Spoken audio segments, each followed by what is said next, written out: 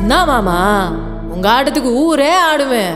அதுக்கு ஒரு அடியை போட்டு விடுவோம் அப்படின்ற ம் ம்